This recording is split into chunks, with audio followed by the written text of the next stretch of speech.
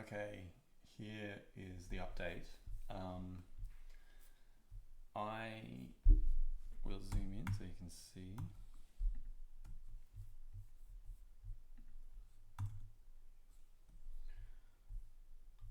So I was putting on a full Condor with a Delta 10 and 5 position. I let that sit in the market for a while and it didn't get filled. I discounted the price, still didn't get filled. So I tried to enter each side through separate orders to hopefully get one side filled and then fill the other side. And that I just let those orders sit at the midpoint, and I got the bottom side of the Condor filled, but not the top side. So as you can see here, I'll just set it to April because we were doing the April positions.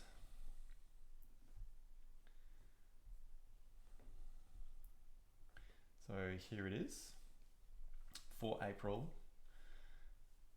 These are the puts. There's $2,450 worth of premium to be accrued out of those positions for 70 contracts, 50 points apart. But I did not get another $1,000 worth of credit that was from an order for the calls for the top side. So tomorrow, depending on what happens with the market looks like it's probably going to be flat or slightly down. I'll try and set them again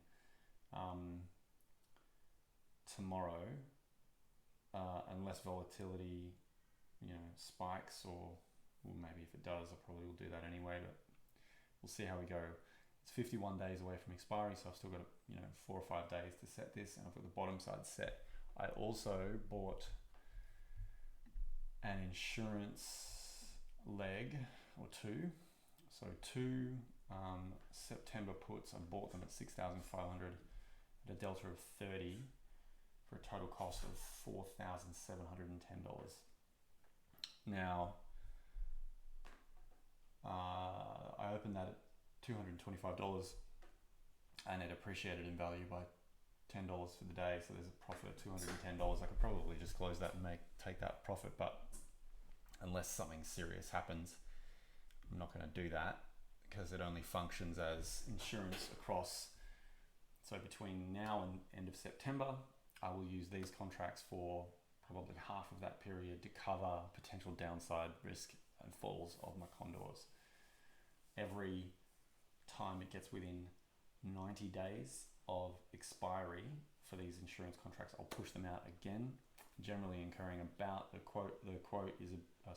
budget on my position planner is about half of the total premium there paid. So about $2,500 is what I'll expect to roll it over, unless the market goes through the roof, in which case it'll cost me more because the market will move further away from that. If the market has slowly gone down over time and this is still there, it should be actually in profit.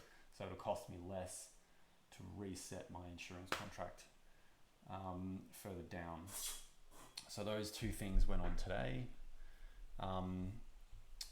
So the net effect on my account was a $2,570 change in my account cash, because I bought those two puts and I sold and bought these Condors here. So overall, it's put my whole account into the negative. Now the reason for that is because the insurance contract over the next 6 months, every time I pull in my premium, that will pay that off over time. And then if I stress test it and show you on the stress testing here the effect, if the market goes down by 10%,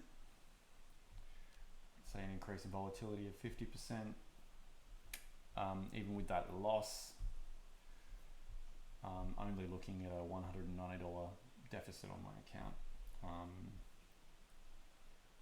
there.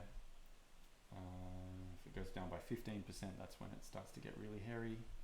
But even then, I'm only looking at a $2,115 loss. Whereas if you were normally running this kind of strategy and you had a 15% decline, volatility would probably go up by double.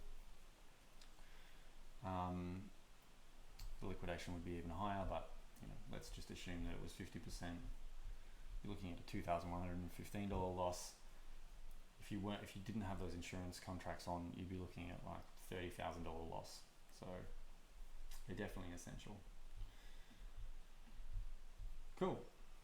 So that is that on this account.